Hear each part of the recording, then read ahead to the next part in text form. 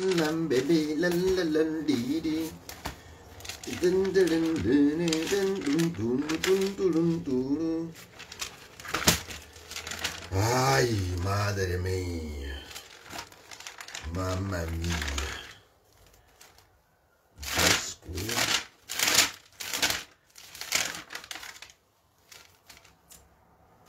La soso, la soso, la soso. Na ọ dịka ga-eyipụrụ ihe a, ọ dịka ga-eyipụrụ ihe a akwa.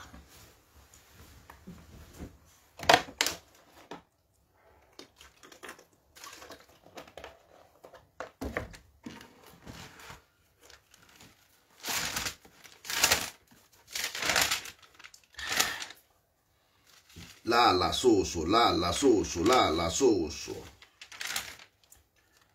Soso, la soso, la.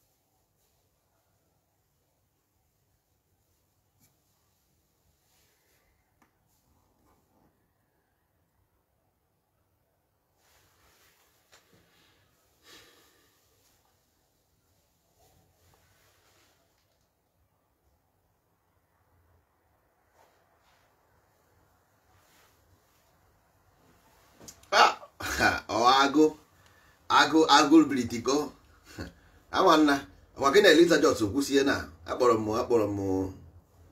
m Biden nkịta mụ na ya Jos kwucha so gwa m na ọ na-afụ ihe na-eme n'udo dị ama na ifuru Eliza yesterday ka gị na ya si wee kwu gwara m na ị ga-afụ ya yesterday ka ihe o kwuru maka ihe na-eme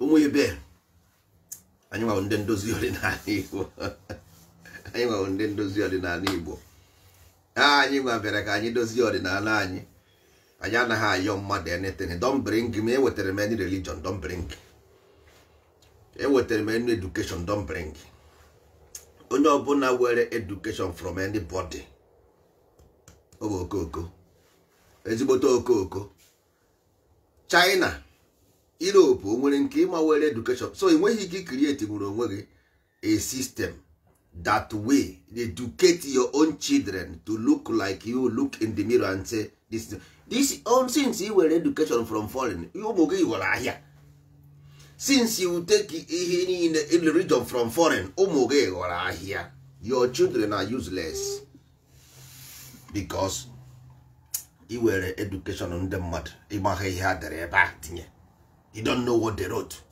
Imari hedere, imagi. Ebe chide, ebe we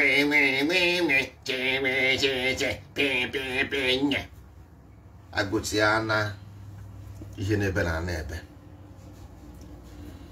Every morning. Hey, salam mama cherry, mama cherry, cherry mama.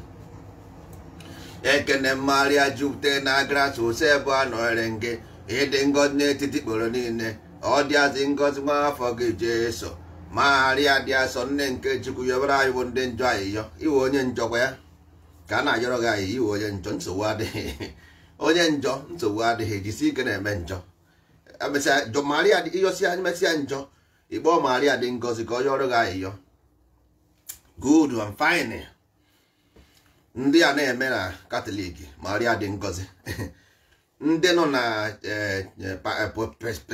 Pentikọstal ka na-akpa gịnị nọdụ ebe ahụ na-eme nke ha cheri mama anị ụnụ a na-eru ndu ebe unu ka na-ekpe ekene Maria ndị n'igwe ezisiene Maria dị asọ nne gị nke Chukwu jọwara gị ayịyọ iwe onye njọ oko nwanne onye ọbụla pụtara ụwa were anything from anybody can never be recognized in anywhere and can never come in the table of royal people. You are not royal. Onye ọbụla were ihe mmadụ nwanne because ọ bụ ihe mmụọ, ọ bụ ihe mmụọ iwere ihe mmụọ, ọ bụ mmụọ, religion bụ mmụọ, education bụ mmụọ because ọ bụ ihe eji eme mmụọ, ọ ihe eji eme mmụọ nwanne. Ị gaghị ewe ihe mmadụ ji eme mmụọ. Education bụ ihe eji eme mmụọ, to educate, to elevate mmụọ in a higher state of mind. Otu ahụ ịdị na atịdị na n'onwe gị na miro ewu nwa Albert Einstein ewu ka ị na-afa ndị anụnwa megasịrị sukulu n'oyibo. Ewu nwa Charles Darwin, iyiri Charles Darwin iyiri Pythagoras ka iyiri ka ihe ọ na-akpọ nke ọzọ ahụ Plato. Ịdị ka Plato o discover Niger Mungo Park, Florence Nightingale, Edward Jenner. Lele ọgwa ị na-anya na mmiri otu ahụ ịdị otu ahụ ka adị mmụọ ka a na-eme nwanne, mmụọ ka a na-eme. Ịkpọrọ ya education. Gaa were dictionary gị mepee ya nene ihe education before you were ya. Gaa na your dictionary lee ihe religion, definition of religion before you were. Ị ga n'ụlọ ụka. Kedu ihe unu na-eme n'ụlọ ụka? Ọwụ mmụọ, ọ bụ ịgọ mmụọ. Ihe unu na-eme n'ụlọ ụka bụ ịgọ mmụọ. Na-emenụ nke a na ncheta nke m. Onye ahụ nna gị.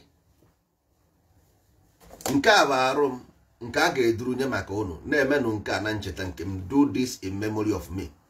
Ọ dị ka nna gị. In memory of nyanwa. Otu ahụ ọ dị. Your body is memory. Your body will memory. Body gị aha, otu aha your body dị. Otu aha ka memory onye aha dị.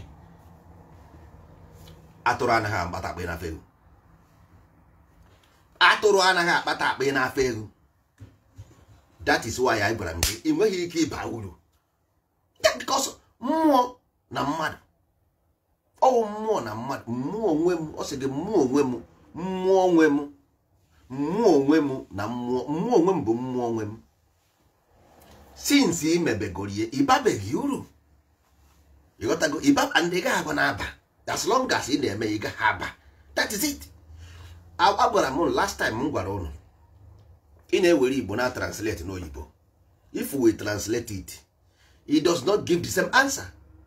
Ọ naghị enye the same answer. But to go like yesterday I kwuru maka ịsụ asụsụ. Ndị Igbo asụsụ ndị Igbo wụ to clean. For you n'oyibo is a language. You see? You got to go. So as our spoken language ịba uru. Nke masị na-asụ Igbo ama m isiri na-asụ asụ. You got to go. So everything ị na-eme, ọ na-eme ị na-eme inversion, opposite inversion. And you know the consequence of inversion. Inversion is going against the tide. Inversion will to go against the tide. That is what inversion is. That is why the way he na-eme na-aga aga. Simple because you don't know what law is. Ọ na ịmaghị iwu, ị ga-ada dị iwu. That's why before you be a good lawyer, you have to be expert in law school. You must have very good result in law for you to succeed as a lawyer. Ọ na ịmaghị iwu how to defend the people in the law court. Ị gaghị win any case. You cannot win a case if you don't know law. You can't. You must understand the law to use the weak point against the opposition to win in the law court. That is why you act anyhow. And the consequence of acting anyhow is what you see as your daily basis ihe na-akpọzi then slave you, then betray you, then beat you. Ihe ahụ simple because you don't understand the law and you violate them without knowing it. The consequence of violating a law is what is happening to you, because you believe life is owned by Nigeria. So you can violate any law of life and you say, when they come for you, you say it's Nigeria. Not Nigeria, it's a law of life. You got to go. So if you understand this law of life, you cannot violate them. Once you keep them, no, Nigeria will again make anything. Because onye na-enweghị hope enweghị ọ na-akwafu. You got to go. Onye na-enweghị hope enweghị ọ na-akwafu. You got to. So until ndị be anyị wake up from their slumber, you got to. We are not waiting for them. We are moving ahead. But as na ekwu anọghị gburu nwata, afọ ekwughị gburu okenye. So maka anyị nwa na onwe anyị gbara isi onwe anyị, anyị ejiwa ya kwuoro ụnụ ya ka anyị gbara isi onwe anyị. Ka ọ ghara ịbụ na ofu aka rụta mmanụ ozuo ọha ọnụ ka anyị tọrọ isi onwe anyị. Ịghọtago? Ka anyị gbara isi onwe anyị. That is why anyị ji wee weta ama nke si n'igwe anyị wetara. Ịghọtago? Igbo cosmology is one. There is no two Igbo, because Igbo mean one thing. All out of ignorance ị ga-eji afụ Igbo nka Igbo nka Igbo nka Igbo nka. Yeah, just ignorant. Ndị nkịtị always this is their way. Ịtụwa wine, everybody ga-atụwa wine. Ịtụwa ji, everybody atụwa ji. Ịtụwa Heineken, everybody atụwa Heineken. That is life of an ignorant, because onweghị ike, he does not have his own mind to generate market. He doesn't know how to generate sense of market. Yo no nke ọ na-aga ahịa ka o jemewe, ọ na-aga ahịa o jemewe. Enwebeghị onye ọbụla unu fụrụ na-eme ụdị ihe ahụ ọnwụọ. There will be continuity. There can't be continuity, because ihe ọwụ jack of all trade. Ịghọtago? Ọwụ na ịmụghị nwa, ịnwụ amaghị echie. If you don't have any creative mind, if you die, amaghị echie, amaghị echie. Simple. Period. That is as above, so below, as within, so without. Onye amaghị nwa amaghị echie. If you don't have brain, amaghị echie, ịnwụ amaghị echie. Ịchọkwa nwe 100 billion n'ụwa, all of them will finish. A ga-agwụ agwụ. Because o nwere ihe ọ naghị generate. If you don't generate, that means you end. You got to. So once you have light in your brain, you will live eternal, because as long as bulb na-enwu enwu, bulb a ga-adị on until ụwa agwụ. Unless ma bulb ahụ nwụrụ anwụ. So mmadụ brain, ị nwere ebe a na-akpọ pineal gland na your brain, or electric fluorescent, which is incandescent, incandescent. You got to. As long as this incandescent dị ndụ, nwanne ị ga-adị ndụ ruo mgbe ebighị ebi. You got to. So the problem bụ na this incandescent nwụrụ anwụ, your bulb nwụrụ anwụ. You got that? So akwụkwọ bread can deceive you for the meantime. You got to go. You believe na the akwụkwọ bread iji dịrị gị oke. You got to go. Nwe ihe na-anụ mmadụ na-ekwu akwụkwọ bread ka a na-achọ, money is important, blah blah. Good and fine. You got to go. Good and fine. Money is important. Ngwa gị na ala bekee here, only 20% or 10% nwere ego. Mana ndị ọzọ na-eriju afọ mana ha enweghị ego. You got to go. Mana agụba rich country, agụnye west as rich country, ma ndị nwere ego here erughị 10%. Others bụ workers, working class. 90% of ndị Europe bụ working class, but agụnye ha as poor. In your country you have fuel, you have gold, you have diamond, you have millionaires, yet then say you are 28 in poor country. So all no maka cash money. Nigeria, they are rich people. Onwe Nigeria nwere ego karịa the whole Spain economy. Adetola, Dangote, aka ha nkụ, ego ha kasị economy of Spain. But nwanne, a sịkwa na Nigeria kwa 28. That is even number one self poorest country on earth. So to show you about how much paper you accumulate, because how many onwe ha created that paper money and give it value. So how many you marry here with the value of that money each n'aka. That's why I did not count with you. You know that? So only when I got organ a table anywhere in the world, when you bring something into table, when you a table, they will call you on table to discuss with you as a friend. Man, for the moment, no. nwere ihe anyị dị mma enweghị. You got to, until in our educational system, in our religious system, in our tradition, of our own right, of our own indigenous sense, can generate something that is up to standard, that govern our mind and our children. Onye ga-akpọ anywhere, because ihe mere gị human being with ability to reason. That's all. What makes you a man is ability to reason. If you don't have ability to reason, you are not a human being. Scientific proof. You might look at the mirror and see yourself or chichen you mad. But no man no wolf in a sheep skin or sheep in a wolf skin. Or here enough.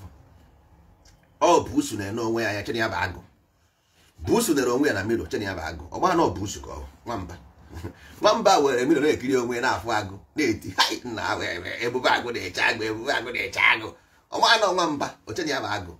You got to go. So Pusia were Obiago wage by Kasago. Chenya bago. You got to go. So number one, all this priority, this is our priorities. These are priorities. You cannot have your children in the hands of external influence and say you have future. You want a future owner. You will give future because this your children will be politicians tomorrow. They will be policemen. They will be the army. They will be everything. Take it, drink champagne. Go and give them the Fulani. Go and give them the Fulani champagne. If not because of the Fulani, you cannot be found anywhere in the world.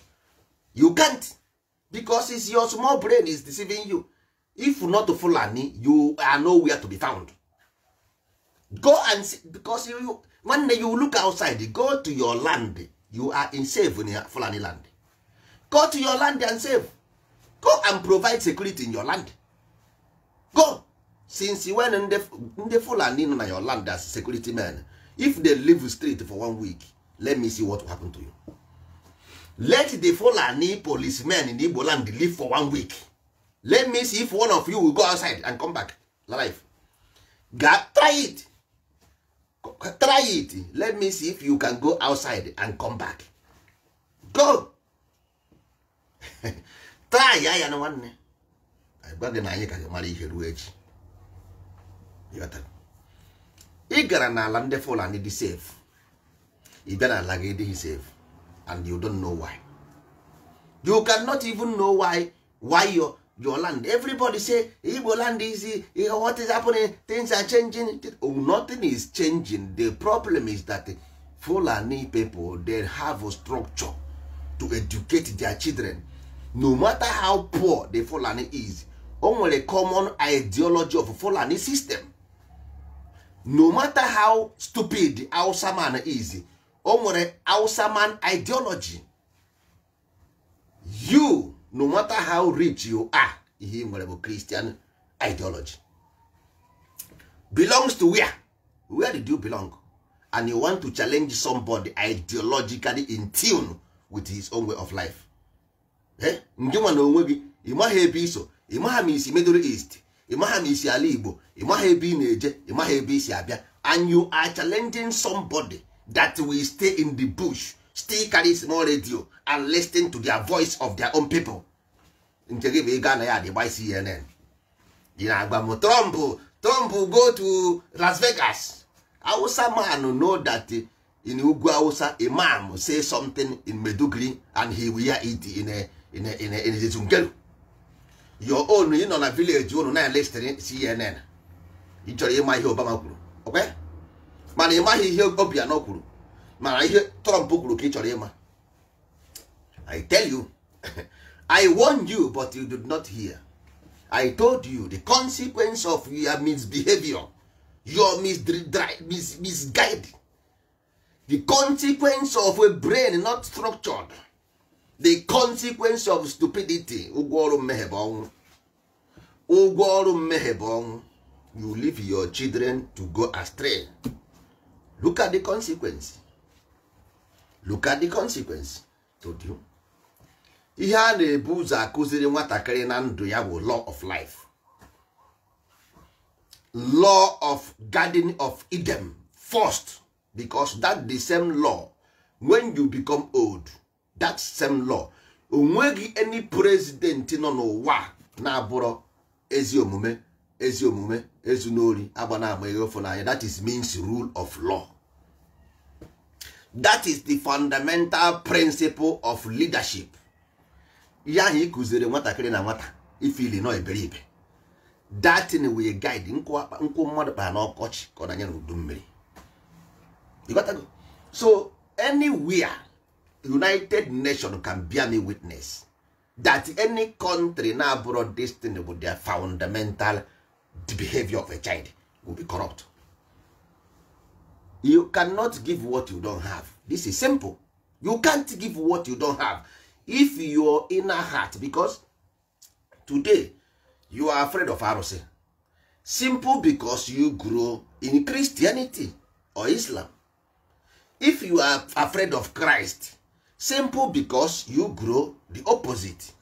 The agwara gị n'ihe abụ ihe ọjọọ ị na-agbara ya ọsọ. Once iji a program nwatakịrị ahụ too, ọ ga na-eme ihe. Iwu aha na nwatakịrị na these laws nwere consequence from childhood. Otu anyị si eme ife arụsị ịgbapụ ọsọ, otu aha ka o si afụkwa ihe ọjọọ gbapụ ọsọ.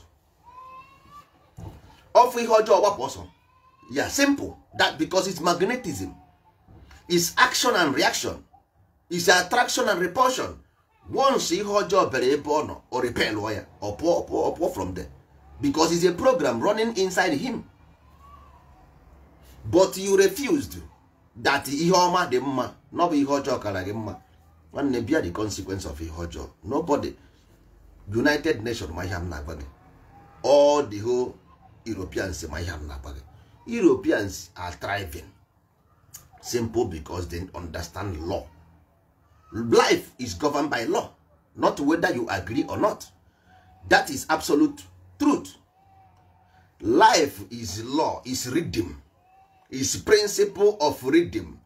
Ị ga na-agba ihe egwu na-akụ, ọ bụrụ na ọ bụrụ ya, ị ga-asị na this boy na-ekwe egwu na-akụ ihe ọzọ na-agba ihe ọzọ. Ịghọta?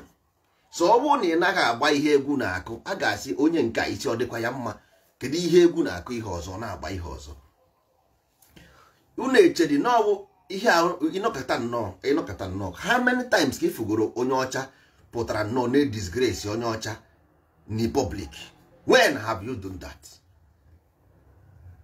When? Never. Because onye ọcha mana if he degrade onye ọcha n'ọwụ onye ji mmadụ na ji onwe ya. So ọwụ na ndị Afrịka na-apụta otu a na-akparị onwe ha in public media, nwanne dat na-adịrọ mma. Ịghọtago? Enweghị ihe onye ọcha mekatara pụta today. Onwe mgbe Russia na America na-anụcha ọgụ na-ekwucha okwu, ị ga-anwe they will never cross boundary because gbuo dike yoruzie mgbe ihe eji dike eme pụta agaghị afụzi dike. So ndị ọcha mana no matter what they have common enemy, which is ndị na-abụghị ndị ọcha. Ịghọtago? Because ha nwere onwe ha dị united. Because ihe ọbụla mere ofu onye nye nke ọzọ gba nkịtị, ọ bịa mee nke ọzọ. Ịghọta?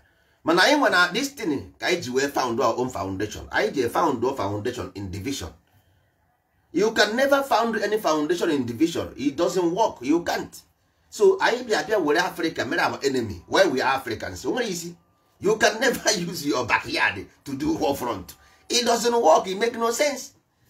You got to go choro na ibro human being. You can never use your backyard as a war front. It make no sense. Important no na agwa m sim na ndị Africa ndị enemy anyị, ndị ugwu Hausa bụ enemy anyị, ndị Yoruba bụ enemy anyị. Ị bịazie na agwa m na United Nations ndị ọcha na onwe ha na-atụ gị ụjọ. Ị na-aga na street ndị ọcha nwatakịrị fo gbapụ. Ị na-aga na iro otu nwatakịrị fo onye ojii, onye ọcha fo onye ojii gbapụ jezo. Obere nwa okwu onye gwere na onye ojii dị njọ, just by his own mind ojezo. Ị na-agbazi ndị ụmụ gị nọ na Nigeria, ụmụ gị ụmụaka nọ na Nigeria na ndị ga-abịa isi evu ahụ ndị nwa na-eme afọ ga-agbapụ ọsọ jezo. Nwatakịrị ha bịa obodo oyibo, mbọsị obi obodo oyibo olu ohi ọ ga-asị papa adịghị nchọ na ihe ị na-ekwu bụ eziokwu. Disi nwatakịrị ga-esi na gaa the whole Africa niile, the whole Africa ebe ọ bụ na ọ ga na Africa. Man, if you want to know life, just hear observable truth. kpọrọ nwatakịrị aha gaa the whole Africa niile, onweghị obodo ọ ga-eme ọ gaa n'Africa mmadụ fụ ya ojezo, kpọrọ ya bịa n'Europe here, just gaa 2 villages, ọ ga-eji aka confirm mụrụ gị papa there is something wrong here. That is natural. Nwatakịrị dị 3 years or 4 years kpọrọ ya gaa the whole Africa just to know where he belong. Gaa the whole Africa, o nwere ebe ọbụla ọ fụtara mmadụ fụ ya zo gbaa ọsọ ịmazie, mana ọ pụta n'Europe here the fee gaa 2 countries nwanne, ị ga-afụ na nwatakịrị ahụ ọ ga-asị papa na enwere ihe na-eme ebe a, because mmadụ ga-afụ ya gbapụ. Ị ga na-aga otu a ụmụazị fụ gị na streeti kpọba mpa ya tibe kpọba mpa ya gasị na enwere ihe na-achọ ime ya, tibe mkpu papa ya agbapụta, gịnị na-eme na ọ fụrụ onye ojii na-agafe n'ụzọ. This is what ndị a bụ ihe na promise your own children, nọ ndị a fụrụ ha n'anya na those places ọ gara the whole Africa enwere ihe mere ya, enweghị gwara ya anything, na ndị a bụ enemy ya. Nwanne ọ wụrụ godi na isi na like ihe ndị ọcha mere na be anyị ka a si wee mee ya, ịma ka esi eme, you weta something ka ya mma period, weta ihe ka ya mma, that's all, came close. Mana ije dụwa nwanne gị ọgụ because na ndị ọcha were unu niile kpokọ na one basket, unu anụba onwe unu ọgụ. Ochoho maturity nwanne, ana m awe nke eziokwu, ochoho maturity ịghọtago, because ọ ihe ụmụazị ọwụ na ife ile na iwuru gị ọga ịchọrọ nwa boy, ife ile na ịka ndị ugwu mara ihe, bring something better, because ndị ugwu still remain Africa, ndị Yoruba still remain Africa. Nwanne ọ bụrụ na anyị mekọọ ya ọnụ, ọ ga-abara anyị mụọ uru ịghọtago, nye ndị ojii more respect, kwanyere anyị ugwu. Ịga nwanne ikwu nne gị abụrụ ala bekee ịghọtago, ikwu nne gị ọsọ chụba gị na anyị nwere ike ịgbara ga ugwu Awụsa zo, mana ọsọ chụba gị gbara be obodo oyibo ejide ha gị na repatriate gị. Mgbe ọsọ na-achụ Chastelọ Naijiria ka ọ batara ịghọtago bazo, mgbe ọsọ na-achụ Chankara gbata Naijiria bazo. Why na ojebe ha obodo oyibo ebe ahụ dị safe, ọ ka aga n'obodo oyibo dị ya na ịghọtago. So ụmụ ibe, ọ bụrụ na anyị jiri aka anụ anyị ji ịghọtago, ọ bụrụ na anyị jiri aka, ọ bụrụ na anyị na-eje anụ nwanne anyị ọgụ, onweghị Afrịka enweghị ike ime inye onye Afrịka ewe onwegoro ihe ọsọ ya bụrụ, but anyị dị busy fighting our own people. Anyị dị busy, ube anyị na-enwekarịcha ike bụ na mgbe ọbịa na our own, ebe anyị na-enwekarịcha more powerful. Kọwa nonsense. Ọwụ na ndị ugwu amaghị ihe, nwanne weta something dị better ga-eme ha ka ha mara ihe. That is how you know something, how you do na nwanne, bring something good for people, simple, that's all. Weta ihe dị mma na anya gbara akwụkwọ. There is no need fighting, because fighting na fight shows that you believe na physical human being nwere power. I tell you, physical human being doesn't have any power. All na physical human being nwere power. America cannot have all the ammunition and say in God we trust. America will not have. And if you ask people, they will say they want to deceive you. They want to deceive you. Do you think that America want to deceive you? Who are you? Deceive you for what? Why? Can you make America deceive you? America say in God we trust. American president in ebu Bible put on a public with the Bible ya. Ndị mmadụ asị ọ na-eme campaign. You got to go. Ọ naghị eme campaign. You got to ha ihe dị na Bible nyanwa ghọtara ya. Nyanwa ma ihe dị die. Obama na-akpọrọ ndị pastọ ha be na-ekpere ya ekpere. Ịghọtago. Ọwụ na ekpere aha na ekpere ya na-arụ ọrụ. Ịghọtara. Mana nyanwa na onwe ihe ọ na-achọ ịgụ no where he belong. He is telling you where he belong. That's all. Anyị nwa na onwe anyị okwu ndị Afrịka ga-abịakwazi burukwe the same thing ihe ndị bekee jigwe bute na nke anyị. Why na iweteghe nke gị gwa ha sị ha look at where the source of my power, because ihe ha na-agwa gị the Christianity America gwara gị the source of their power is in this Bible. That's why they say in God we trust.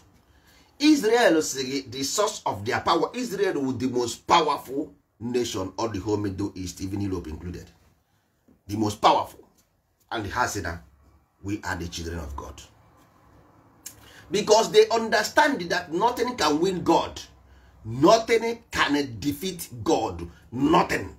Because he is the most powerful and the most powerful. No, you are nobody. You are, because ndị mmadụ very frustrated. Ha na-use their own frustration.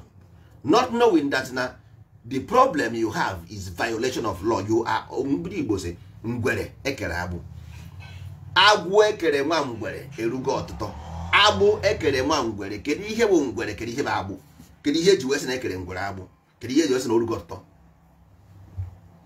That is why, because our people, or because we don't catch them young in education, practical education, that's why they are misbehaving. Our people name is misbehave. Her name is one anya. Listen very carefully. Listen very, very carefully. Okwu anyị na-ekwu ebe a will lead you tomorrow. Ihe anyị na-ekwu ebe a will lead you tomorrow to paradise. You got to go. Everything we say here, you must have something, one thing that will correct your life in it. Because I might high name. Before you may anything, no what? Before you may anything in this life, think about it. Or because you're not here. Think about it. Think about consequence. Happy good country. Just watch about the life. The life. How did you came here? What is your mission? Happy good Nigeria say Nigeria asenage. Because you don't think ya. First of all, managodi, what is your priority? That's why ndị Igbo ji nwee ife arụsị nwee ikpe ekpere. They are not the same. Ife arụsị will your responsibility. Then ikpe ekpere will responsibility of creator Amadioha, which is ikpe ekpere will judgment. Then ife arụsị ka na-akpọ meditation. So meditation is you and you, between you and creator. Then ikpe ekpere, which you call prayer, is about judgment, equity, and the justice. You got to go. So, but our people don't have responsibility. How many have responsibility? Talk less of what is law. So everything you put on a has your or if any. When you go to Lagos or village, or when you go to anybody him or Nigeria. Ojoro obodo ibebuchi ya azụ. Or one empire nke mmadụ ọ ya mere ya because ọ gwara ya nọ na-eje obodo oyibo. So onweghị mgbe anyị nwere responsibility to play. Nwanne anaghị amụ aka ekpe na nka. Your problem comes from lack of proper education. That is why you end up where you end today, because you lack proper education. You are a victim. Because anya mmadụ ji eje nụọ nwoke anya hiri. Ndị Igbo na-akpọ D, not husband. D bụ master. Gịnị bụ master? Somebody graduated from something and become master of it. Somebody who have graduated from something and become master of it. Anytime you hear D, that means that person have mastered the law of emotion. Emotion is emotion. Woman, wife means emotion. Nwaanyị, which is gravity. Nwaanyị bụ gravity anyị, ihe na anyị arụ. Asị na nwaanyị na-agba ọsọ dịka ebe agada na-akpụ nsị. Nwaanyị na-agba ọsọ dịka agada ọ na-akpụ nsị. Ọ na-eme ha na-agba ọsọ ara ha na-ayọ gidigidi because no nwaanyị, nwaanyị ịghọtago. Ndị Igbo wee sị na anaghị anụ nwaanyị na a na-enye ya nwunye. Nwa unye, ihe m nyere gị jidere m. Na-jidere m. Anaghị anụ nwaanyị na ala Igbo, a na-enye ya enye. But all these things with the problem. So ichi inu the master, because this emotion, which is nwaanyị, that is somebody master go to the law of emotion, because nwaanyị bụ nwunye na jidere m. Ihe ọ bụla inye nwaanyị jidere gị 100 million years bịa na ya ọ ga-enye gị. That is why the training of the children is the hand, or the hand of the women. Any community, their women, they smart. that community will be smart. Any community their women be useless, that community will be useless. All this ụka ndị bekee jidere nwaanyị anyị tipịa ya. Ụka ndị bekee jidere nwaanyị anyị tipịa ya. Anyị ewerezie data ụka ndị bekee ahụ wee na-agbakwụzi nkwụ, ịgbazi nkwụ abụrụzie anyị na-akpọ ya ịgba nkwụ, but actually anyị na-akọpị ihe ndị bekee na-eme na wedding ha. Ọ ihe anyị mere apply to nkwụ mezie, ọ dịka gasị na enwere ihe anyị na-eme dị, enwere ihe unu na-eme, because ị mara ihe bụ ịgba nkwụ to start with, ka ekwere ihe na-eme ihe na-amaghị. Ịghọtago? Onye emejezie ezi ịnụ nwaanyị zi ebute 100 tube of yam nwanne 5 tubes of yam, 5 tubes of yam, otu gbororo nkwụ, otu gbororo ngwọ. Otu gbororo nkwụ awụkwa Jizọs Kraịst mere mmiri ọghọọ mmanya, because nwaanyị a bụ emotion. Aka ọrụ gị die bụ ime nwaanyị a ka ọ ghọrọ mmanya. Emotion a ka ọ vibrate ba high. Eme Lazarus osi n'ọnwụ binie. I wetara ikwe n'aka ọdụ, weta ọkụkọ were Lazarus. Ikwe n'aka ọdụ wee chụrụ mkpụmkpụ Zacchaeus, ọ gara ine n'oisi. Ịghọtago? 7 things ị ga-eji wee nụ nwaanyị na ana Igbo, ya bụ 7 miracles of Christ, because Christ is the master of the disciples. Njinwa bụ the master, this disciple nwaanyị a wụ your disciple because ọ na-eso gị. Ịghọtago? And ndị nwaanyị a ga-amụrụ gị ụmụ, ọ ga-amụ ụmụ aha. Ọwụ na nwaanyị emeghị ọhụma, ụmụ aha agaghị eso gị, they will not be your disciples. So these children following you depend on this woman, not you. So ihe ọbụla nwaanyị a mere bụ ihe ụmụaka ha ga-eme. That's why asụsụ ọbụla nwaanyị na-asụ ka ụmụ ya na-asụ. No matter what you try, you might have one opportunity in life or 2 opportunities. You got to go. Or that one. That's it. So nwaanyị is more than what you translate to English. So na be anyị, nwaanyị represent a very different thing than hammer. Ha nwere their own way ọ na-awa ọkọrọ ha. A sị na nkụ dị na mba na-eghere mba ndị. Onye ojii na-egenerate 360 degree to push up, because onye ojii nọ na rising sun, ọ na-push up above.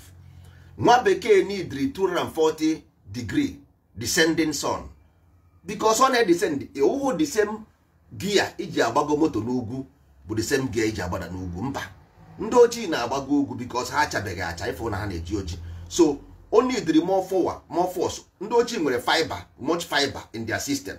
You got to go. So this much fiber ha nwere their system, ha chi ibugo moto enu, ọ na-ebugo mbugo nwoke na ndị ojii na-arị. You got to go, because all rising sun, land of the rising sun. So o need more force to ascend. So nwa bekee need the same force to descend, because nwa bekee is ọ chara acha, onye chara acha na-agbada, which they call them western world, because west will descend, east will rising. So ị gaghị eji the same program eji wee program nwa ndị ọcha iji program nwa ndị ojii, they will become criminals. Look at it. The program will not work in their system. Ọ gaghị work because the force moving them is 360. The force moving nwa bekee is 240. So it can work. You try it, it doesn't work. Your own is things will be okay, things will be okay. Things are not going to be okay because the child have a program that is not okay na the system. The program is not working in his system. Just like putting an Android inside iOS Apple. If it's Android na iOS, Android na iOS Apple abụrụ the same thing. Apple nwere higher voltage more than Android. So itinye dị ọgbalisie ya, itinye datin na Apple ọgbalisie ya. The program unu tinyere na be anyị work obey and ọ gaghị work. I'm telling you, these things are scientific proof.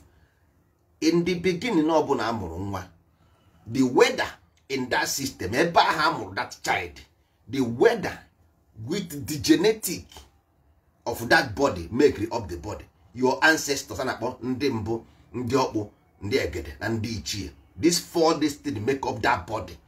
And ndị ọha bụ eke, orie, afọ, nkwọ, that is inside your system that will judge you anytime you mere ihe ọjọọ. That's why you got nke ndị ụka sị gị na your ancestors problem is your ancestors. These things we are known for every generation. You got to go. So that weather, ebe ọbụla ị nọ, that weather with these things, you got to go. All ha ga-eme because number one ha kwa 5 na m gwara unu before eke orie afọ nkwọ na Amadioha, which is space. Amadioha na space, ị naghị afọ na space. Ọ ya mere 5, that Amadioha is space. Isi aka gị all space ya mere 5. O nyere gị ifo space. O nyere gị space here. Isi aka gị Amadioha. All where space na afọ. Space na afọ kwa na-ehu ume. Nyenwa bụ your strength. Amadioha bụ ike gị. Nyenwa bụ your strength. Ị na-eku ume. You got to go. But people just ignore these laws. After you ignore them, you see the consequences. They are coming after you. Ị gaghị amụ nwa ojii nwere fiber. I were the same program system.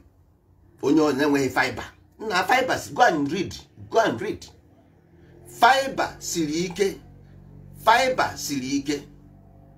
Fiber siri ndị ojii siri ike. Onye ojii nye bicycle, nyanya bicycle 24 hours muscle ya agbawa.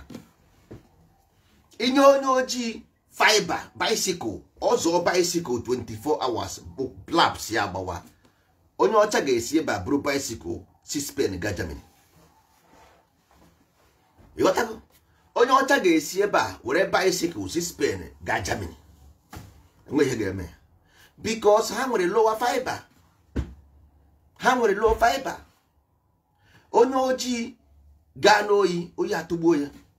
Onye ọcha gaa n'anwụ, anwụ achagbuo ya. Ịghọtago? So you see, sun is 360 degree, moon is 240. Ịghọtago? So ndị a bụ ụmụ ọnwa, ha bụ ụmụ ọnwa. Europe bụ ụmụ ọnwa, western. Africa bụ ụmụ anyanwụ, rising sun. But ọ bụrụ na ịghọtaghị this thing, nwanne, you are on your own. Onye ọcha adịghị ready ịnọdebe na-echewasị isi how you are going to be better. He cannot do it. Onye ọcha we ga-anọ na base ọsị ihe ọ na-echewu how will I make my own market move. Just like Barcelona na Barcelona Madrid nwere match. Coach, ihe coach na plan o kedu ka ọ ga-esi wee win Barca. Madrid na plan ka ị ga-esi win Barca. Barca na plan ka esi win Madrid. That's all. Enweghị mgbe Barca ga-anọ na plan how will Madrid win me or how will I make Madrid play better match. Na Madrid ebere na-emere ha nọ ha na ha match ọfụma ka ị ka mmesi emekịta ka ha win nye na match next match. Onweghị onye ga-eche otu a. Because ka China na-aga, ka Europe na-aga, ka Russia na-aga, everybody na-agba nọ na-akpọ na akpụkọrọ ọdata ego. So onweghị mgbe Europe ga-elose guard ka China banye Africa. Onweghị mgbe Europe ga-elose guard ka China banye Africa or China lose guard Europe banye Africa. Mba wa Australia or Jewish people. Everybody na because if Africa ebe nwere resources bụ na Africa ka ọ dị. Large resources. So everybody ga-agba the best game. Imeke sure na nyanwa nwetara the highest portion. But it's unfortunate na ndị nwa na nwoge eji azụ ahịa amaghị na eji ga-azụ ahịa sef. Imadị na iwe ahịa iwu commodity. Imadị na iwu commodity. That's the worst thing when you have na iwu commodity. That's the worst. You got to go. That's the worst. Iwu commodity. Because number one, you consume. You not consume as your religion. Or consumer. Because all mmadụ nwe ya. Now ebutere unu blessed sacrament. Ihe agwa biskit emere na shop. Mmadụ onye na-enwe that company na-egbu gogo. Onye nwe company blessed sacrament a na-egbu ozu na. Ọ dịghị na Africa. Olive oil na-ebu na Africa. Mba. A na-ebutekwara unu olive oil asị unu na-emekwa n'ụlọ ụka. Ọwụghọ market. Wine a na-aṅụ na fada n'ụlọ ụka. A na-ebutekwa wine aha from Rome. Ọwụghọ market. Ihe niile na consume n'ụlọ ụka from A to Z do market. Because oriri ahụ na-ata ịma ha oriri agụ na na-erete the whole sọsọ na Igbo niile sọsọ na Igbo sọsọ na eme gị na obligation na every Sunday ị ga-ata oriri. Ị ga-ata no Monday na morning mass, tano na Tuesday morning mass. Check go there from Monday till Monday. Oriri one ka a ga-erewu na Igbo sọsọ na Igbo sef. Oriri ere na Igbo ezugo ịrụ mansion. So oriri ere na Igbo ezugo because every Sunday na tori. All mmadụ nwe company na-arụ datin. Okwe post na video m here. All mmadụ nwe company na-arụ oriri ahụ na-ata. Nwere company na-aṅụ wine. Fada na-aṅụ. Anyị wine nke anyị adịghị mma. Anyị nwere palm wine na Igbo mana nke ahụ adịghị mma nke ndị isi ojii. wine ndị isi ojii adịghị dị mma na so adịghị eje n'igwe ịghọtago. Mmanụ red anyị ọ dịghị mma, olive oil dị mma, mana mmanụ red anyị contain anti poison ịghọtago, anti poison. Mmanụ red contain anti poison, mana ejighị achụ ajọ mmụọ, olive oil ka eji achụ ajọ mmụọ ịghọtago. Mana nke anyị contain anti poison, which is anyị na-eji oji. That means na anything we work here in our body, this red oil. Na anything we work in our eyes, this palm oil, this palm wine, because palm wine is yeast, or contain yeast. So naturally fermented. You gonna brew wine in the bekee na aṅụ. This wine in the bekee na-egbu liver onye ojii, because arụrụ ya na cold weather. All preservative preserve ya underground ebe weather dị -30 degree. Anọ m n'obodo oyibo, I know what I'm saying. Preserve ya underground more than 5 feet underground ebe weather no -30 degree. You got to go preserve ya, so the sugar dị na ya, that fruit, all the sugar ha bụ ihe wepụta the alcohol from that sugar ka o si pụta. All preservative. Now nna gị nyere gị mmanya ị ga-agbara n'elu ṅụọ to saa anya yeast, so that ị gaghị aka nke ụsụ i were ya tụfuo si ọ bụghị ya. Ihe ọbụla bụ Africa na-atụ n'anya mmiri. Ihe ọbụla, that's why they say they are from the Middle East. Ndị nke ọsị ya si ebe nwa enweghị mgbe ha chọrọ isi Africa, because irighị nri Africa. Nri Africa bụ ihe a na-agwụ na ezi omume ezi n'ori agbana ama ịfụnanya. Irighị ihe na nwata. Ekwu Amadioha ịgbafuo, ekwu Chukwu ịgbafuo. Mgbe ọbụla ụnụ na oke kịta today na ewepụta na Chukwu oke abịa nwanne.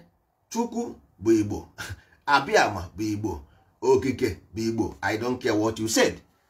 Mana one thing ị ga-ama na school mgbe ị na-aga akwụkwọ asị gị 1 2 3 4 5 6 7 8, asịghị gị 5 7 6 10 2 8 4 5, mba, asị gị 1 2 3 4.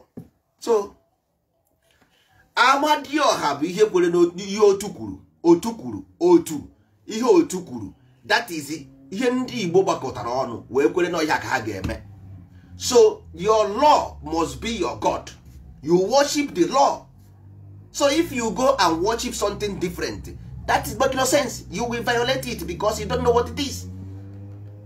Amadioha bụ ihe otu kwuru, because otu bụ oneness, the harmony that created universe. Oya bụ otu. Oya bụ ihe otu kwuru ka anyị na-eme. That is what Igbo adopted. Eke, Orie, Afọ, Nkwọ, ise. Ezi omume, ezi n'ori, agbana amụghị ịfụnanya, ise. Ọ ihe ndị Igbo kwere na ya. But ije kpọbachiwa oke abịama. That means ọ bụrụ law. God is law, not to imaginary something somewhere. Don't stop imagining. Yeah, just the way you came from a church. You say, I'm no more a Christian. I'm no more a Christian. You are still doing the same thing. Stop imaginary worship. Stop imaginary worship. Here in Ndozi Ordinary. Ordinary Igbo nke anyị ji pụta bụ ịmụnye ọkụ nke ime mmụọ. To put light in your mind, not about worshiping any idol. Ịmụnye ọkụ nke ime mmụọ, to be able to pass the underground darkness. Ị ga-ajara ndị amoosu, ị gaghị enweta ndị ọgbọ na uke. If not, you will catch them. You will possessed. Ajọ mmụọ ejide gị. The best thing is say, I will go and die for this. I will go and die for this. Ọ bụ possess gị, ajọ mmụọ na-enye gị nsogbu. How are you going to die for something? You say you love something, you will die for it. You present. Then how are you going to enjoy it? Nchegharị adịghị na nini. If you love something, you make it come and you enjoy it. You don't say I love something, I will die for it. It make no sense. That means you are possessed. If you love something, you say I love this, I want to be this. Don't say I love something, I will die for it. Make no sense. Or make no sense. Your sense of reasoning is not working properly. Mmadụ si actually go motor, say I will die for this motor. Ka onye ga anyasi the motor ma igote. Ana anwụ nwe go motor. Okwe dị ndụ n'anya motor. If for Rolls Royce, is your love from Rolls Royce, I will die to buy this Rolls Royce. Enwo ihe gozi Rolls Royce. ị ga-anwụzi. How can you going to die to buy a car? I want to buy Rolls Royce. I will die to buy this Rolls Royce. Nna nwanne, how are you going to die and buy Rolls Royce? O make sense? O make no sense. Sense of reasoning is not there. So number one, maragodi na Amadioha bụ ihe otu kwuru. Ama nke Dioha, the collective will of ndị Igbo, ihe ha kwere na ya. That is why we say Amadioha we follow, because we follow the law of Igbo. In the Garden of Eden, iwu enyere anyị na Garden of Eden is ezi omume, ezunori, agbana amụgha, ifra. That is what we follow. That is who we know. So if you go and say Chukwu Okike Abiama, you are saying nsogbu adịghị, but I am only educating you. About Chukwu Okike Abiama or not Chukwu Okike Abiama. The problem here is what you are saying is not law.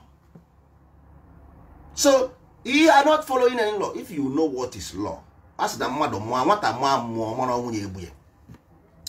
Ịmara law, iwu ga-ejide gị. Ịmara iwu ga-ejide gị. Ọ bụrụ na ịmaghị iwu, ịmaha nke ya ejide gị. Ị ga-ama n'iwu wee mara nke ya ejide gị. That's it. Know the law so that you can bypass them. Ị na-aga Lagos ịmaghị ụzọ, ịpụta na Benin ifuo ụzọ. Ị na-aga Lagos ị ga-ama ụzọ, ị ga-eji GPS, iburu ihe n'isi, iburu onye mmadụ na moto onye m ụzọ, ị ga-ejiriri guide. Kama isoro m ijeba public transport ndị m ụzọ. Ị gaghị asị na ịmaghị ụzọ Lagos, iburu moto ti isi ejebe Lagos. Ị nwere ike ịnọ 2 months ebe ị na-aga Lagos. Ịghọtago? So ụmụ ibe biko nụ. So ụmụ ibe biko nụ.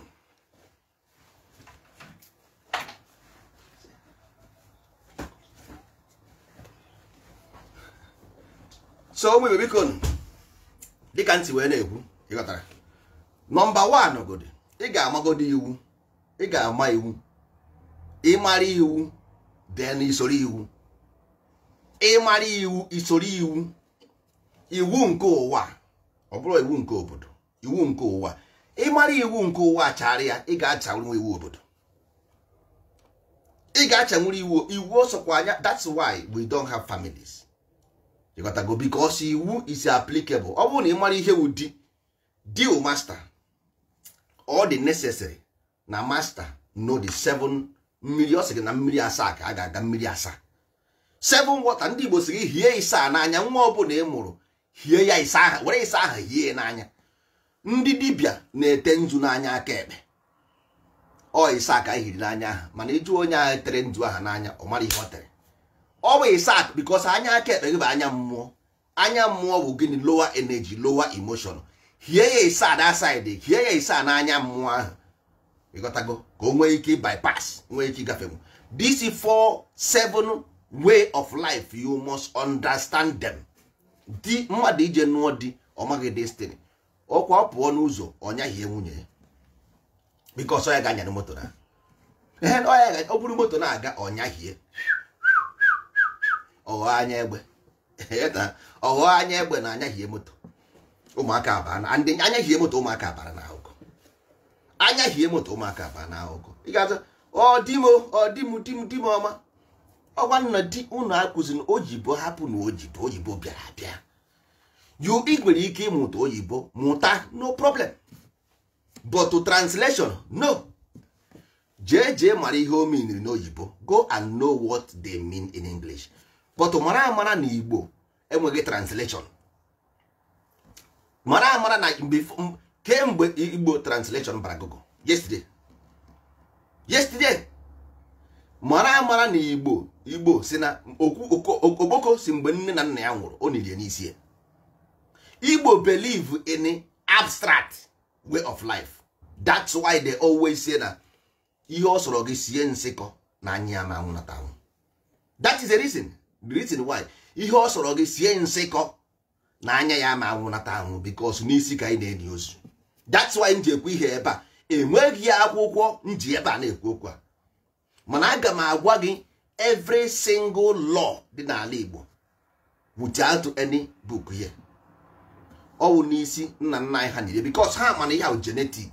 as long as the sperm goes on n'ime. Whenever the student is ready, the master appear. Nna gị wuru onye ori na ndị ama, onye ori na-agba ama ụgha, nwanne agbụ ekere ngwere ka ekere gị. Agbụ ekere ngwere ọsọ ihe ọ sọrọ gị kwuo, ihe ọ sọrọ gị mee, you are wasting your time until you do the necessary. Agbụ aha atọ ya. O nwere agbụ aha ọwụ na imeghe the necessary, agbụ aha agaghị atọ ya maka na isi mmiri si n'isi gbarụọ, ọ n'isi ka a na-eke abụ. That's why ndị Igbo ji eke isi owu. Ndị Igbo na-eke isi owu. O nwere mgbe anyị na-eme ya with mythology, anyị na-asị kedu onye ga-atọ ebini, anyị were owu isi anyị eke ebini magically. Enwere onye ga-atọ ya, onye tọgbuo onye ọ bụrụ nwanne ya bụ dike. So ịtọnwụ agbụ ahụ ekere gị n'isi iwuru dike maka na ọ n'isi ka eniri ozu. Mana today now ị ga-afụ ndị ekere agbụ iche na ha ma ihe ha na-eme isoro ha na-ezuzugharị. Ekere ha agbụ, ekere ndị a agbụ ichekwe cheki da pedigree ifu na ha violate Igbo laws. You know, go and check onye ọbụla na-ata ahụfụ na ana Igbo, go and check their pedigree. Hapụ go dị asị Nigeria ụkwa mind, because universe is the mind. Universe is mind. So Amadioha can go in anybody, use it to work. Ọ dị n'ime akwụkwọ ntọala anyị. Ya bụ Amadioha, I can change any form. Anything I think come into existence, he said in the book. So o nwere ike ịghọrọ onye ọcha, nwere ike ịghọrọ Buhari, nwere ike ịghọrọ onye Hausa, but he will deal with you mercilessly.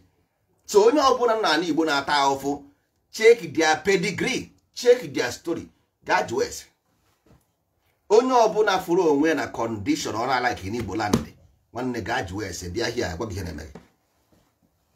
Bịa ebe anyị agwa gị ihe na-eme. Agwara m ha yesterday, ịma na imehie ego n'ala Igbo, go to ịchọka nsogbu gị na go to Igbo land, gbapụ akpa ụkwụ gị, confess, ikwusi, don't tell anybody, ọ gị na chi gị, ịghọtago. Ọwụ na ihere na-eme gị, chọọ ebe mmadụ na-anọ gị, mee ka ịchọ na ụkwụ gị metụrụ anyị, ịghọtago.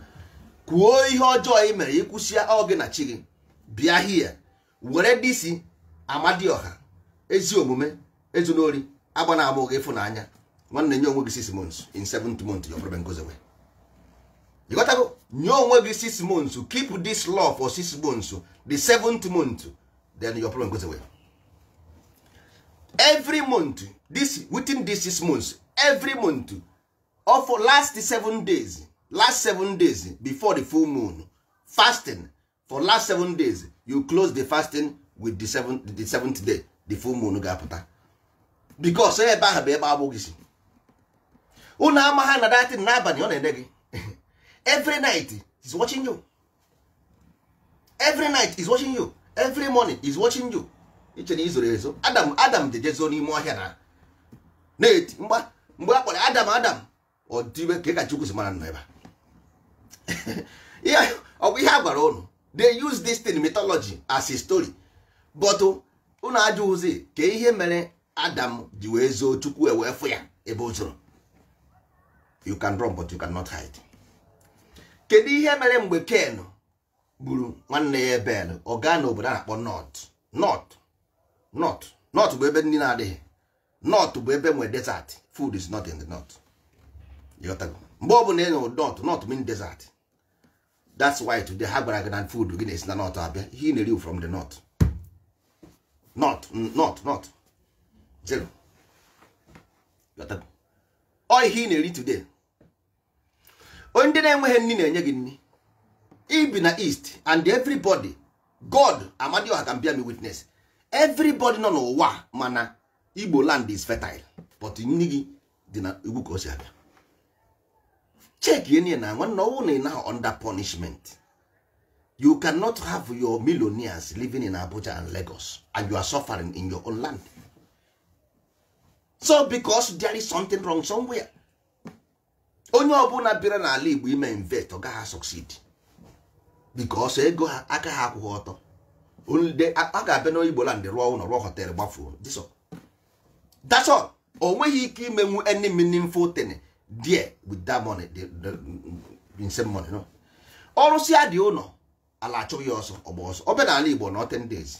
Ma mansion ya ahụ ọ kwụrụ 1 million wee rụ. O nweghị ike ịlahụ ya for 10 days or 15 days. ala achụ ya ọzọ. O nwere ndị na-abata 27 December 2nd ọwa on 2nd ọwa ọwata 27 2nd ọwa 5 days 5 days nwanne 5 days nwanne. Problem ahụhụ maka ego ịkpatara. Problem bụ na if there is no ke ha na-akpọ ya, if there is no mmehie, mgbaghara agaghị adị. You must understand these laws. Ọ bụrụ about na ịkpatara ego problem. Now the problem bụ na the state of the mind at the moment. That is the case. Ọ bụrụ about yesterday, because yesterday is memory. So all today ka na-ekwu how take the condition of your mind today. That is why all that condition of the mind bụ eji ha. Ọ bụghị that ego.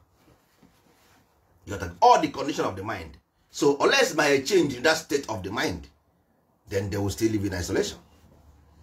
Because life, that gravity nọ n'ime gị, that force as light, ihe mere gị jidere ndụ, all from the land. Magnetism bụ that thing. Is attraction and repulsion. So once ị mere something contrary to the land, ịbịa ha na die ọchụba gị ọsọ. Ọkụkọ nyụọ ahụra na-achụba ya ọsọ. Ị ga-afọ ọgụ na ọkpụkpụ ọsọ. Ịmaghị na-achụ. All that thing na-achụ ya na. Because number one gụrụ n'uche gị, ị nwere na-eche uche. Uche bụ memory. So ihe ọ bụla ị mere dị under memory. And this memory dị under electric. Because ị naghị afụ ya anya, ọ dị magnetism, ọ dị magnetically archive ahụ dị na space. Ị naghị afụ ya mana ọ dị na space. So ngụwa na onwe gị, mgbe ọ bụla ị na-eme ihe, ọ na-record. You got to go. Now, that land ahụ ikwu n'elu ya, nke ahụ ji gị, o ji gị ndụ. Ihe ọ bụla ị na-enwe na-esave gị.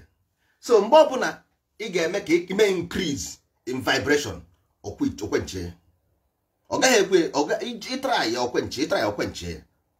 Ihe ọ na-achọ ịgwa gị bụ na iji moto na-anya moto chọọ ka isi na gia 1 ti na gia 5 ọ naghị aba. Ị nọkwa na gia 5 ịchọ ka iwetu gia 1 ọ gaghị aba. Ị ga-ewetu gia 4, wetu gia 3, wee wetu gia 2, wetu gia 1. Itinye direct ọjụ. So ọ ga-agwa gị go and clean those things up before you gafee here. That is it. Ị gaghị etinye wu gia moto just like that from 5 to 1. You can't do it. You got to go. So number 1 good. Ọwụ na anyị nọ n'ala Igbo, tụ anyị bụ ndị Igbo na. Otu anyị bụ ndị Igbo. Nwanne, anyị gbawo ndozi ọdịnala. Anyị jiri n'eluigwe bute ama nke si n'igwe bịa. And ebe anyị na-ejeba ama igwe. Ebe anyị na-ejeba ama igwe, anyị si ama Igbo na-eje ama igwe. And anyị apụọ na. Enweghị ihe na-eme n'ụwa gbara Chukwugharị, gbara Amadiohagharị. Stop wasting your time. Nigeria. Creator cannot make a mistake.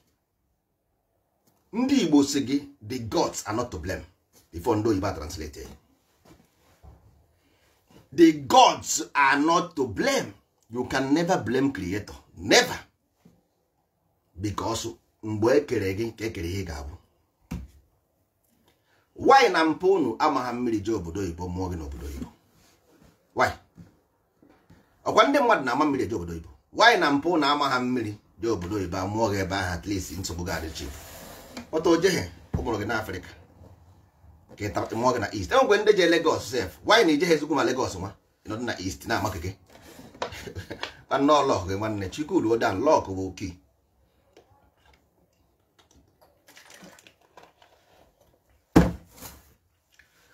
Anyị abịago bụ na anyị abịago.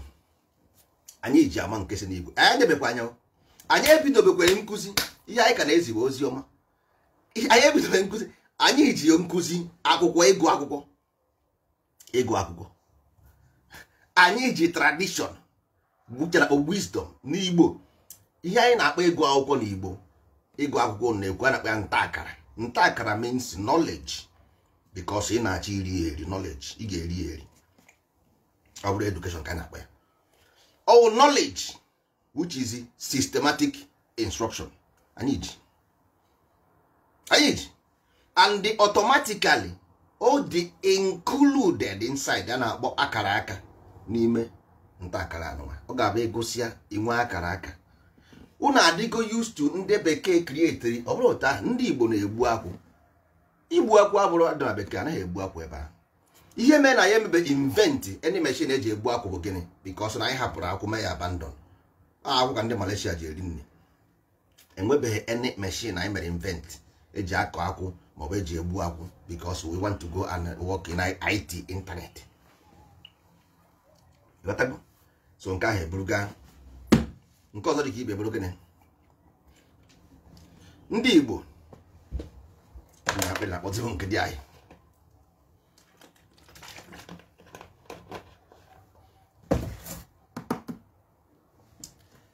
ihe niile dị n'ala ebe anyị today, everything na Igbo land. Nsogbu anyị na-enwe bụ na anyị na-watch too much television.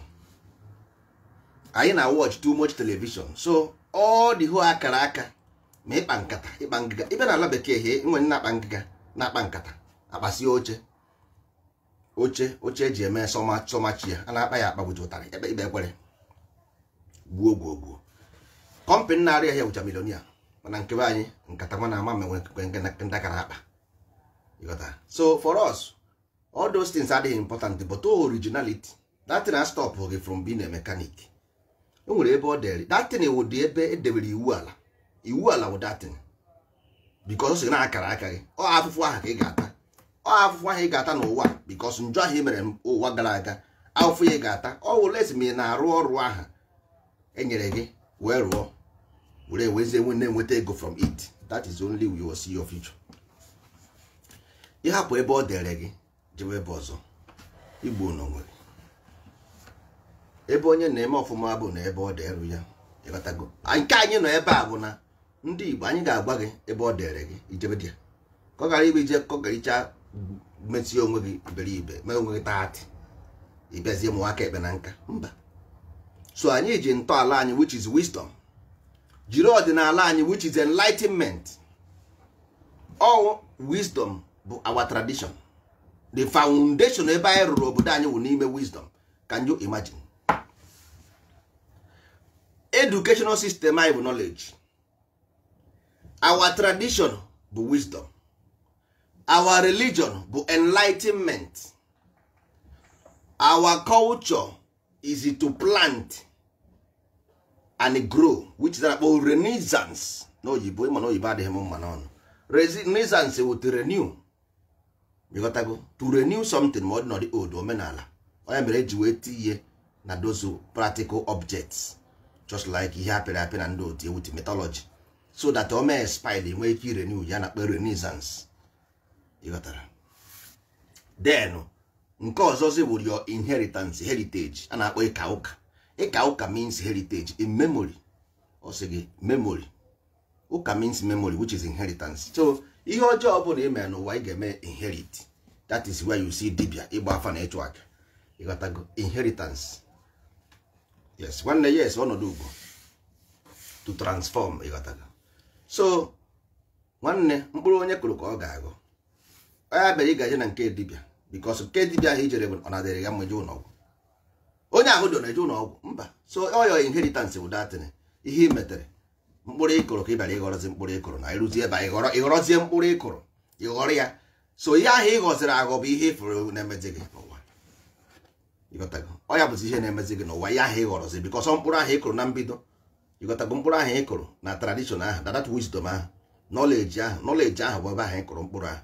Ị gazie na ebe nke inheritance ahụ, heritage bụ inheritance, je kọrọ werezie mkpụrụ ịkụrụ ịrụzie ebe ahụ ịta ọnụzie si na Naijiria egbuo gị, Hausa egbuo gị, Fọla na-egbuo gị, ọkwa mkpụrụ ịkụrụ ka ịghọrọ. Ịghọrọ ya aghọ na ndị Igbo si na mmadụ na-esi agụ, mmadụ na-aghọ ihe. Ọ bụghị na mmadụ na-aghọ ihe physical, no. Ị nwere ike iwe ewu mana ịwụ mmadụ, mana brain gị bụ ewu. That's why ị ga na nke dibia ọ sị gị jee gbuo ewu because ibe ewu. You might have reason why you that thing. All because na ibe ewu. Ihe a bụ ihe anyị ji here, we have them already. Because anyị na-agba gị something ihe karịrị gị ka na-agba gị. Ọ sị gị gbuo ọkụkọ mana iwu ọkụkọ. Iwu dị ka mmadụ, but your brain bụ ọkụkọ nọ ya n'ime. Ọ sị gị gbuo ebini mana iwe ebini, because your brain is ebini. You just human being, but your brain is ebini. So some of the dibia amara ya na-agụ, you got to go. Say ha akụziri ha na-eme. Ma reason why bụ na because the mind nwere structures. The mind nwere structures of animal structure. Like for example, ebini. Atụrụ bụ objective mind. You got to go. Then objective mind bụ isi ọma, ndị nwere isi ọma. So this is your objective. Then ebini bụ subjective mind. You got to go. Ewu bụ inquisitive mind. ịghọtara. Then ọkụkọ bụ creative mind. Then nke na-eso ya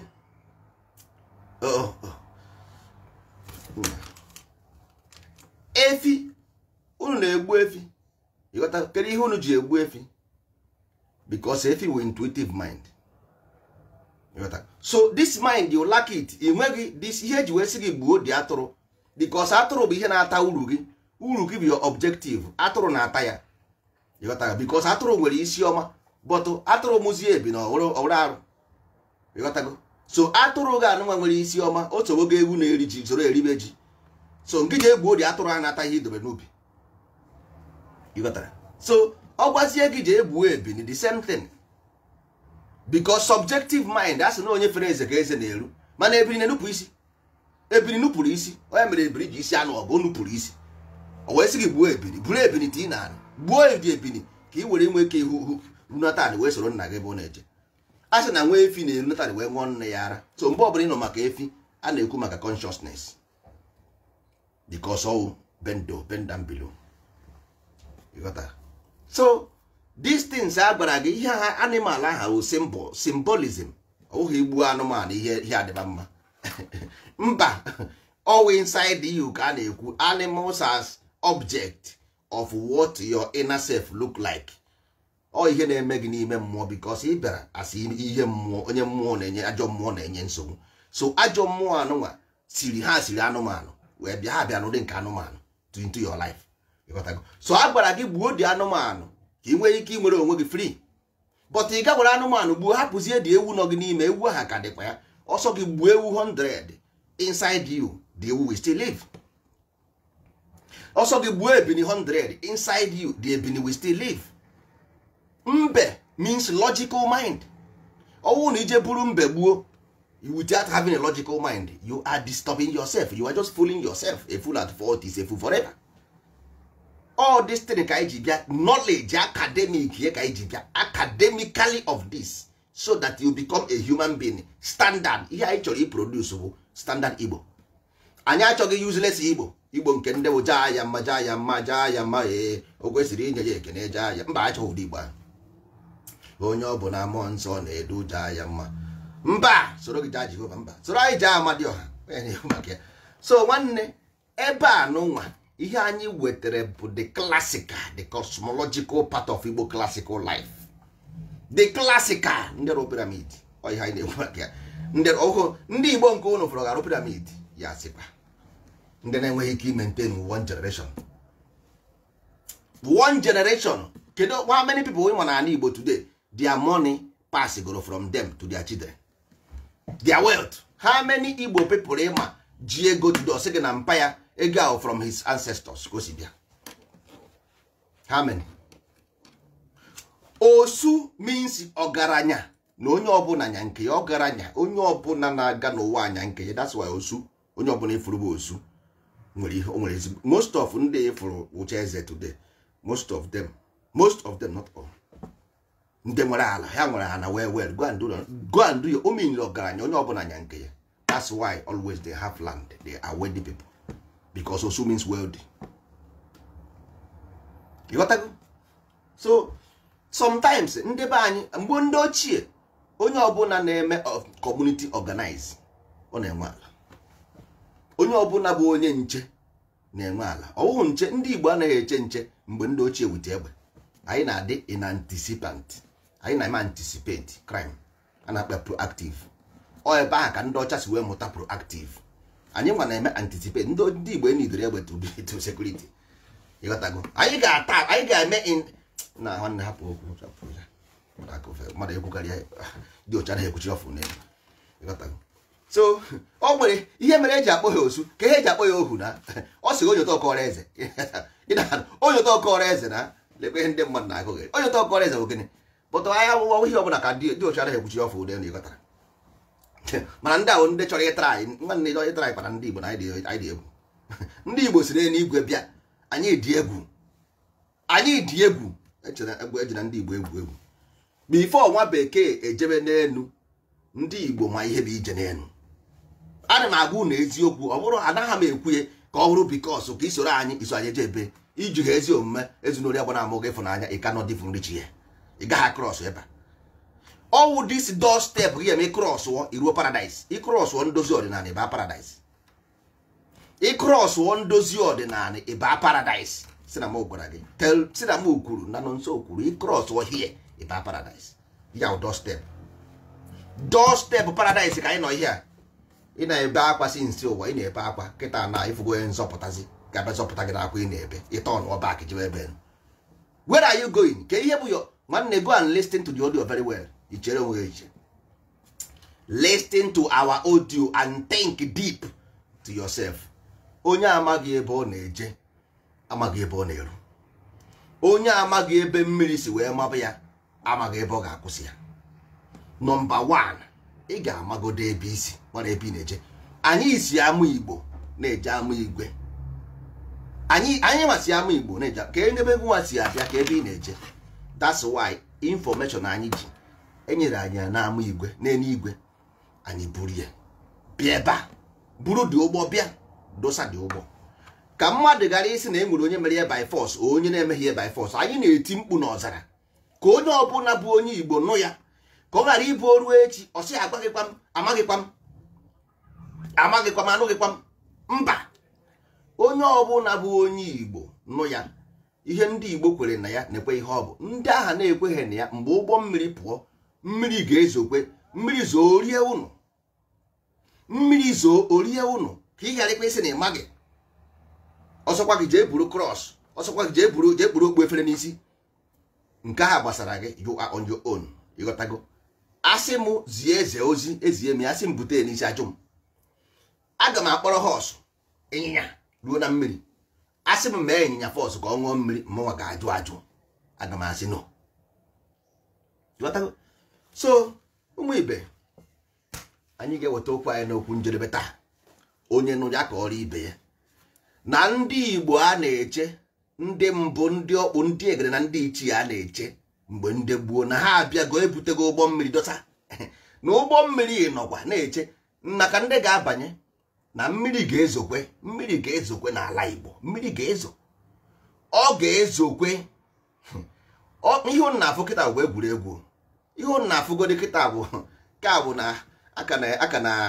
aka na-eme mmanya a na-eme ele ka mmiri a ga-ezo ka ọ ghara ịma gị unu na-ele ndị nọ na be anyị anya nwanne sọsọ ihe eji ama onye edunyere oji bụ eziokwu ezi omume ezinụlọ ya gbara amụghị onye ọbụla sị na Chukwu dunyere ozi n'ụwa ọ bụrụ na obezi on this 4th destiny onye ha bụ asị onye aha na-asị ezigbo asị because God is good. There is no how God will say do this. No. God is goodness, nothing but goodness. Nothing but goodness. So God have, that's why Igbo people have 12. Igbo people were 12. You might have the word 12 because only open a department in game. So Amadioha wee na-edunye mmadụ ozi eju ọkpọ ofu onye n'ime ndị otu ya ha ka ha nkụ enwere amoosu nwa ọgbọ na uke nwa abịa ma ịghọtago nke ọbụla ruru gị onye gị ọwụnọ nke ọbụla ruru gị ọwụnọ nke onwe nke ọbụla iruru gị ka ha nye-ụcha lọ saịdị ọbụla ị nọ ọ pọintị ara gị nke ahụ oje gwụọ gị ịba gwụọ gị ezigbo ịba gị nya ahụ Amadioha nọrọ n'igwe balansị yara onwe ya mgbe ọ gwara chi ya atakwana azụ eji wee chụọ aja chi egata azụ eji wee chụọ aja gịnị mere chi ka ihe mere chi achụọ chi na paradise chi ka ifuru chi tude na-awụ ihe gị na-awụgharị na ochi gị chi ụwa gị bụ datin chi ụwa gị na-awụgharị ihe a niile dịka o ji taa azụ agwara m ụnụ ata na azụ azụ bụ azụ memori nwanne erikwe that memory ọkpụ na ya n'ime don't eat that fish ọkpụ na ya n'ime ụnụ erisigo dị azụ na halfa igbo nwụzi gị chọrọ ịgbọ ya mara okwezighị ọgbọ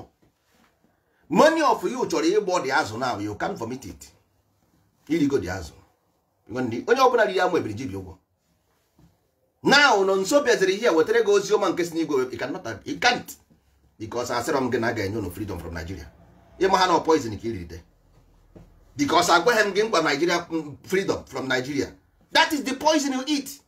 You poison your own father's land. You want to because of that you betray Igbo because you want to leave Nigeria, betray Igbo. Let me see. Amadioha nọ dị na-eche ala ndị Igbo. Ihe ndị Igbo na-akpọ arụsị bụ ala. Ịmaghị unu na-agbara arụsị ọsọ. Anambra, Imo, Owerri, ihe na-agba arụsị. Abịa anyị ndị bụ arụsị. Ịmaghị ị na-achọ ebe tinyere arụsị ebe mba nwanne. Ihe niile aha dị ebe aha bụ arụsị ka ị na-afụ. So you cannot hide. You can run but you can't hide. Arụsị ka ọ bụ. The land itself bụ arụsị na onwe ya. Because Anambra, Imo, Owerri, Abia, ise arụsị. Ọ arụsị. So ị gaga ọsọ gị jee na Middle East weta afa. Ọsọ gị jee be Okafọ. Ihe ọ sọrọ gị bịa ọkwa naanị ka ịgazidokwu. Ọkwa ebe a ọkwa naanị ịgazidokwu naanị. Nsogbu adịghị. Try it and see what will happen to you. Try ya anụ. Jeme ya. Ọ gwa gị na nyanwa na onwe ya bụ onye ahụ unu na-afụ n'ime mmadụ na every month o wepụta ọbara from nwaanyị. Ọ gwa gị na nyanwa na onwe ya bụ from blood o ji wee create mmadụ. Creation from blood. That's why I say again, thou shall not share blood, if not your blood will be shared. Share kwana so that nke ga ga share. But ndebe anya agotaghị. Ijere rie poison. Today what happened? How market nwanne? Nọ nso na-ewetara gị ozi ọma nke si na Igbo wee bịa. Ihe mere gị Anambra na Imo nwanne. Ihe mere all of you nwanne isi mba because na atịghị gị Nigeria agaghị divide. Nwanne gadia godia. Ịgbasi ọsọ ego mile godia. Nwere ike bife ịbịazie ndị mmadụ agasịra school sef mụtacha ihe nwee ihe a na-eme. Ị ka na-anya keke. Ị na-anya keke agba ọkada at your age. Ị nwere ihe ị na-eme. Anyị wetara gị aka ọrụ.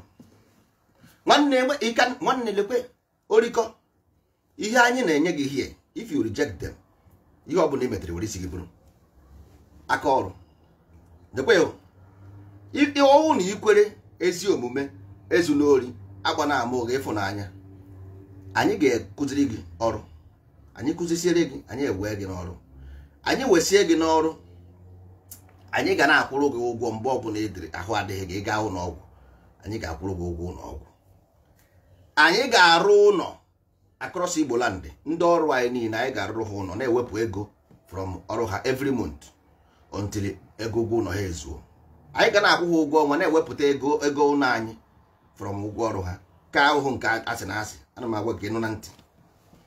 Ọwụ na ịrụsịa ọrụ retire, ịghọtago 67 years, iruo 67 years, retire. Anyị na-akwụ ụgwọ every month until ị nwụọ. Ihe bụ agreement anyị na ị ga-reach before ịbanye. But first of all, ezi omume ezu n'ori ọgbana amụghị fụ na anyị violate ya achụọ gị. Ịghọtara? Ọwụ na ijikwa destiny, ikekwa Nigeria gbuo gị ebe ị na-eje ịzọ imebisiri ha obodo. Njọ ga-edi gị n'isi. Because ị nwebụghị option. Ịbanyere that side dị nweghị option. Kịta inwe na option. Amadioha bịasị ka o jidere ụlọ ọfọ before ọgwọ ụlọ ịba. Ka o jidere ụlọ before ọgwọ ụlọ ọ bịakwana present ere gị n'ihu gị face to face. Na-ekwe ihe m ga-enye gị. Don't go there. Ị gazie that place. Ịjụ si na you want to destroy Amadioha ala ya. After all the promises o nyere gị, ịjụ impose that Igbo will cease to exist. Na Igbo bụ ihe rụrụ arụ. Igbo bụ language. If you try it, ihe ọ bụla ịfụrụ aka m from pilot akwụkwọ ama aka pilot ihe ọ bụla ị wetara were isi gị bụrụ ụka mmụọ aka m adịghị ya. Before we say na enweghị we are not doing anything, we don't have anything. Amadioha asị gị ike adịghị n'aka ndị gọvanọ n'aka Naịjirịa. Ike dị n'aka mmokere mmadụ, ọ mmokere ụwa. So ihe ọ bụla m chọrọ n'ụwa ka m ga-eme. O wetere gị ọkpọ anyị si anyị bịa were ihe anyị si ewetara ụnụ. So ọ wụzikwa ngwa ka ịchọkwa iwere ịchọghị hapụ. A na-agba nga any 1 naira maka echi. Asị ịgba ngị nye m ego maka mfe ịkọrọ nsensị pụọ. So ụmụ ibe aga m eje zuo ike na at least anyị agbago mbọ today. Next year anyị na-eme a game. This game anyị na-ewepụta 200,000 naira for this game. Anyị agaghị akpọ gị ma ha afọ until anyị prepare ya chaa ya. Next year anyị August anyị ga-eri ji. Anyị risie ji n'August ahụ na that full moon August. Then September anyị ga-agba that game onye ọbụla win that game ga-eji 200,000. ọkwa ụmụazị ka a na-emere mana okenye nwere ike irejista, nsogbu adịghị. mana ọ game for ụmụazị ka a na-eti ego anụ nwere ego ụmụazị ka a na-enye 200,000 naira. onye win ye the game a ga-agba the game for 15 days. Arịsịa ji, ọ bụ na emesie ife ji ọkụ, celebrate ọnwụ ife ji ọkụ, anyị rie ji. From next year anyị ga-ebido mebe our own traditional culture celebration normal ka esi eme ya. ohia ndị na-eme ndị arie ji ta ndị eri ji nke gbasara ha. ndị ndozi ọdịnala ga-eri ji mbọsị ndị nna nna anyị ha na-eri ji, onu na ana na-eri ji mbọsị aka eri ji. anyị nwee full moon anyị n'Ọgọst, mesịa ọnwa ife ji ọkụ na da full moon, anyị erie ji, anyị risịa ji anyị dị na anyị abịa gba dị lọtrị. onye ọbụla win da lọtrị a ga-enye 200,000 nke naira. that game ga last 15 days. so onye ọbụla ji n'oge ọsọ ndị registered na ndozi ọdịnala ga participate na the game. so ọ bụrụ na ị chọrọ, very soon our website adịchaghị oke na. so ọ bụrụ na website adị ready, ị ga register na the site na ị chọrọ ị participate. your name, your age, date of birth, place of birth and a passport photograph ga adị ka anyị mara ya ihe na-emekọ ihe. so ọ bụrụ na website adị ready, ị ga register there to participate. mana ka ndị chọrọ ị participate. so anyị na prepare for children activities, sports, ihe gbasara sports from 5 years up to 12 years. nwere ike anyị mekwuo debate, ọ bụrụ na enwe ike add to 14 years, good and fine. from 5 to 14 years sports, different kind of sports, which is brain sports, mental training, because you cannot do physical sports without brain sports. so brain sports and physical sports goes together. so this is academy, it's academy, brain sports academy. so ụmụazị anyị must be trained to challenge the future of tomorrow. ọwụ na ha nwere ike ijezi na nke ndị bekee mụta kesara kọmputa, then ha bịa hie anyị akụziri ha ka esi ebi ndụ, then ha nwee kọmputa nwee ndụ, then they will be okay. at least ejide ikwu ejide ibe, enye ndị ebe enye ndị ebe a. mana isikwa na ọka ije mụta ka esi eme kọmputa ma ka esi ebi ndụ, ị ga-were haka, ị ga-were onye ori, iwere dị ntụgbo ori. ị gaghị eji emepụta ezigbo ihe na ndụ gị. ọ ga-aghọ gị ahịa maka ị na-eji ezuru ego ndị mmadụ, ego na-awụ nke gị. ori ka ọ na-akpa ya spiritual debt. izuru ego mmadụ ịnara n'ụgwọ and ị ga-akwụ ụgwọ iji loan ka ị nara, because onye anyị nara ego kwa ndị mmụọ. iwu ndị mmụọ, onye ọwụ ndị mmụọ, onwe gị ya ejide gị mba, ije were ego na nzuzo ifu ihe mere onwe gị. so ụmụ ibe ya dịrị na mma ka m jekwa oyoyo, ọkwa mmadụ ka m jiri something megide ihe mmadụ ada ebe a na-akọwa nonsense.